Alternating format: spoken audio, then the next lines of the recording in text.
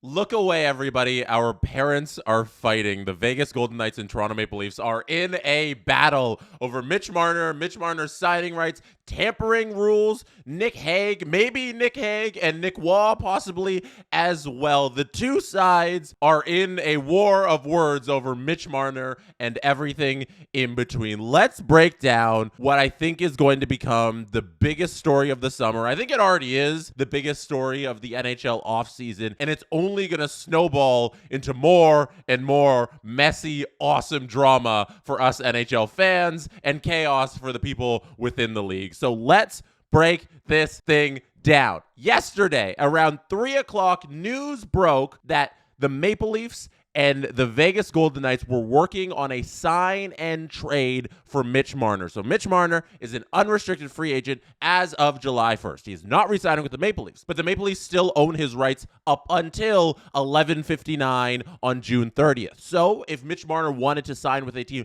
before that, or if a team wanted to start negotiations with Mitch Marner before that July 1st date and jump the queue amongst all the other teams in the league who can talk to him as of July 1st, they could trade with Toronto and acquire his signing rights. So Darren Dreger tweeted out at 2:57 p.m. on Saturday, sources say talks are ongoing between Vegas and Toronto, re-sign and trade for Marner. Sign and trade for Marner, Vegas and Toronto. And out of that, we got rumors that Nick Waugh was involved in this deal. So Nick Waugh, a pretty good middle six player for the Vegas Golden Knights, will fill some needs for the Toronto Maple Leafs, who are losing Mitch and need forwards on their roster because they are very thin in that department. And for the Vegas Golden Knights, that would free up some salary cap space so they can sign Mitch Marner to a deal that is comfy for both sides. So that was the deal they were working on. There was also rumors that Toronto would also acquire Nick Hague in this deal, a defenseman on the Golden Knights that is kind of expendable for them at this point because they need that salary going out if they want to bring Mitch Marner in, and Toronto can always use help on the back end. You can't have too many quality defensemen, and then that frees up some other moves that Toronto could make to possibly dump some salary, and Nick Hague would fill the hole of maybe a defenseman going out the other way. So it made sense for both sides if they wanted to do this deal. But later on in the day at 6:01 p.m. on Saturday, we got the tweet from Dreger that says no trade call, nothing signed, more work ahead in terms of the potential of Mitch Marner being traded to Vegas and what the return might be. I don't expect anything will get done tonight. And that is what happened. Nothing got done on Saturday night. Coming out of Saturday night, there were so many questions as to why this thing is happening. And thankfully for us hockey fans, we got some answers. There's one big important question. Why the hell would the Vegas Golden Knights do this? Because as I outlined at the beginning, on July 1st, Mitch Marner is a free agent.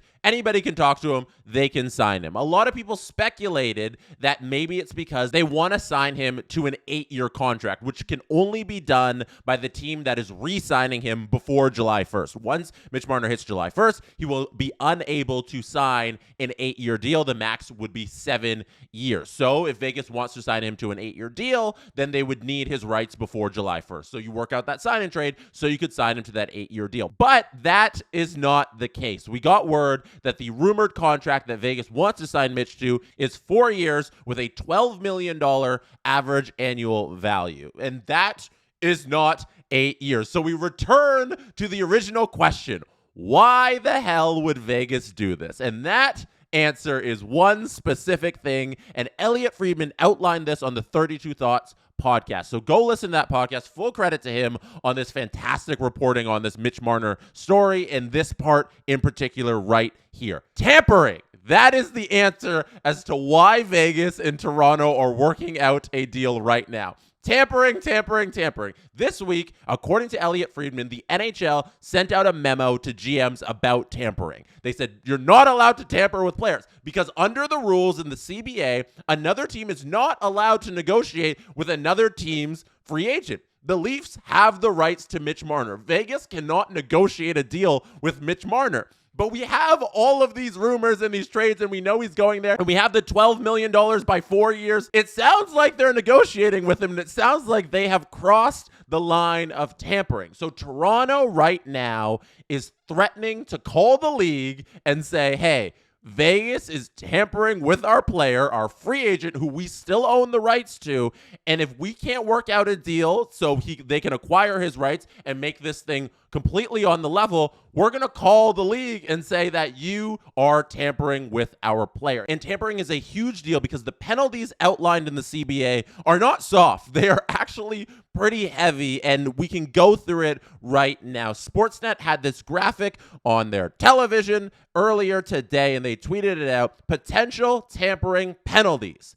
Teams up to $5 million in fines. Termination of any contract signed. Forfeiture of draft picks. Awarding draft picks and or cash to offending club. Individuals, they can be fined up to $1 million. They can be suspended or expelled from the league. That is crazy. You can see why, if Toronto is threatening to go to the league and say that, hey, Vegas tampered with our player, Vegas is a little scared, and they're going to work out this deal with Toronto so that there is no tampering, that Toronto doesn't make the call to GB, Mr. Gary Bettman, and says, hey, there is tampering. Please look into it. So if Vegas works out this trade for possibly Nick Waugh and Nick Hague with Toronto, Toronto will not accuse them of tampering. And that is where we sit right now on Sunday with the Mitch Marner news. Vegas could call Toronto's bluff. They could sign Mitch on July 1st and say, hey, go talk to the league about tampering. We're going to try and beat those accusations. And Toronto can keep poking at Vegas for the next 24 hours as we get closer to July 1st and say, we're going to make that call unless you do this deal with us. And we have a bit of a moral quandary here because all these teams tamper.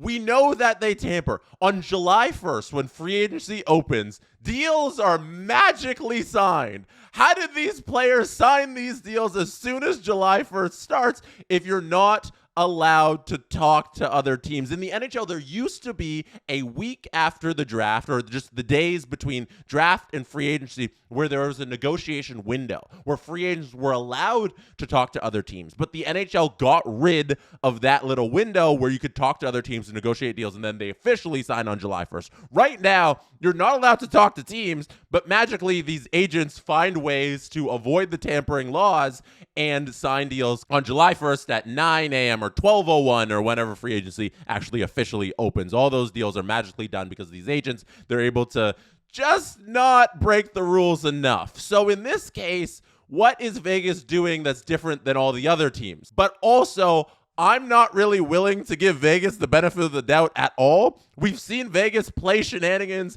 for their entire history as a franchise. As soon as they've entered the league, they have been the shenanigan kings of the NHL. So I would think that they are tampering because that kind of fits the bill for the Vegas Golden Knights. And also, we all know they all tamper, and Toronto's finally doing, I think, the correct thing by the rules and calling out a team for tampering with their free agent. This thing is one hell of a story. Let me know what side you're on. Should Toronto call the league about the tampering? Should Vegas be fined one of these massive potential penalties for tampering with Mitch Marner? And Mitch Marner, why you always got to be the drama? I think you're the drama. Why are you always in on the drama? That is a big question as well coming out of this thing. Once Mitch Marner signs with the Vegas Golden Knights, I assume on July 1st or before July 1st, Mitch Marner always seems to be involved in some sort of headline surrounding his contracts. He's never had a smooth contract negotiation, whether that's his agent, whether that's him directing his agent. He never seems to go quietly in the night. Mitch, please, just calm the noise for once on your side of things. Why you always gotta be the problem? That's what I'm asking right now. Thank you for being here. You could have been anywhere in the world, but chose to be listening or watching right now, and I appreciate you for that. Leave your comments under this video on the Jesse Blake Sports Report YouTube channel. Hit like and subscribe while you are there. This is also available on any audio platform. Good night from Toronto.